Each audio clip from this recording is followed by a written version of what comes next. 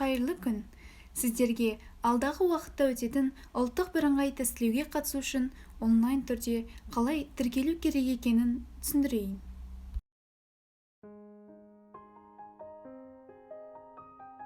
Ең алдымен ғаламторға кіріп, ұлттық тестілеу орталығының ресми сайтын теріп ашамыз.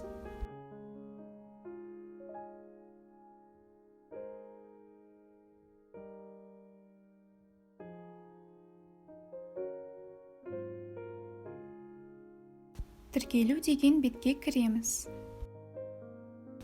Оған өзіміздің электронды почтамыздың логинін жазамыз.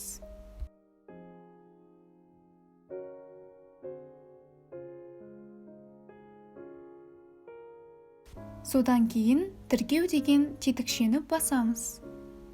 Сол кезде почтамызға ұлттық бірыңғай тестілеуден өтініш деген хабарлама келеді. Хатты ашамыз. Онда сіздерге құпия сөз беріледі. Құпия сөзді көшіріп алып, ұлттық бірыңғай тестілеудің сайтына қайта кіреміз. Почтамыздың логинін жоғарғы жағына тереміз, ал астына құпия сөзді жазамыз. Содан соң кіру деген тетікті басамыз. Кірген кезде жаңа бет ашылады. Жоғарыдағы GSM деген жерге жеке сәйкестік нөмірлеріңізді енгізесіздер.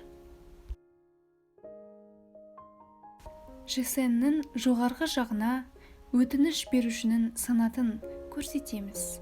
Яғни, біз мектеп бітіруші болғандықтан бітіруші деген тетікті басамыз. Содан соң барып, астындағы жасыл жолды басамыз. Сол кезде толықтай аты жөніміз шығады.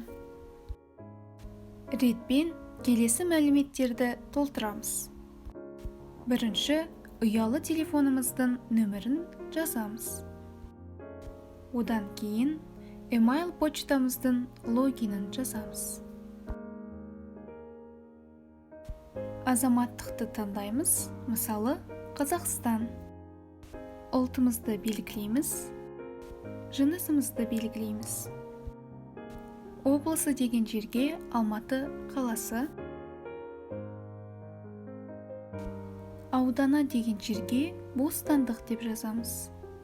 Және де өзіміздің мектебіміздің атауын тауып белгілейміз.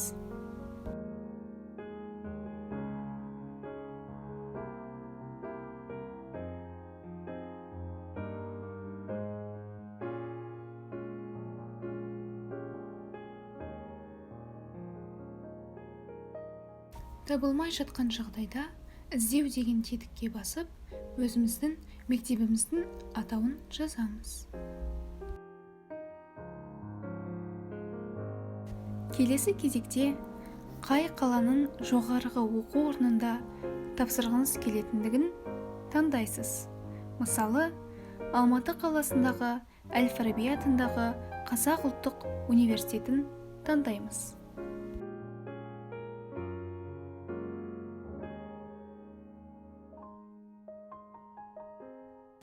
Тестті тапсыру тілін таңдаймыз.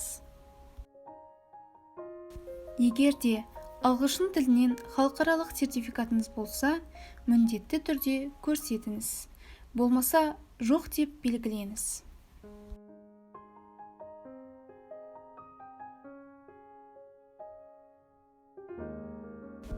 Барлығын толтырып болған соң, қайта бір тексеріп шығамыз.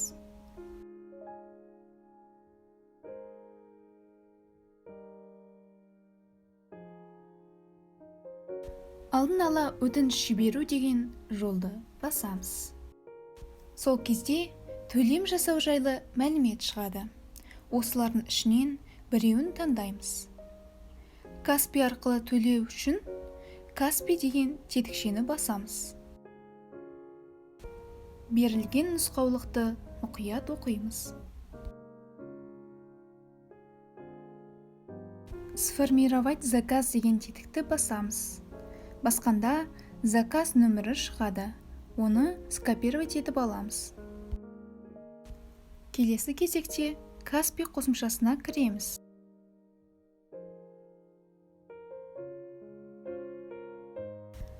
Каспи қосымшасынан төлемдер дегенді ашамыз.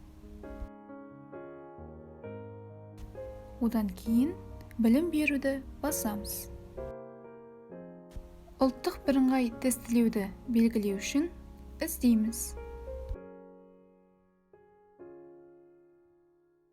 Кіреміз, жаңа бет ашылады.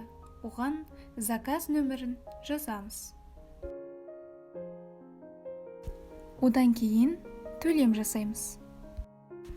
Төлем арқылы ақылы тестілеудің қаржысы 2242 теңгені төлеген соң, ұлттық бірыңғай тестілеудің ресми сайтына қайта кіреміз. Кірген соң, обновление жасап жіберген жөн. Сол кезде төлем жасалғанын көре аласыз. Мәлімдеме нөмірін өзіңізге жазып алғаныңыз дұрыс болады. Сонымен, сіз ұлттық бірыңғай тестілеуді ақылы түрде тапсыруға тіркелдіңіз. Құттықтаймыз! Жоғары балл жинауыңызға тілектеспіз.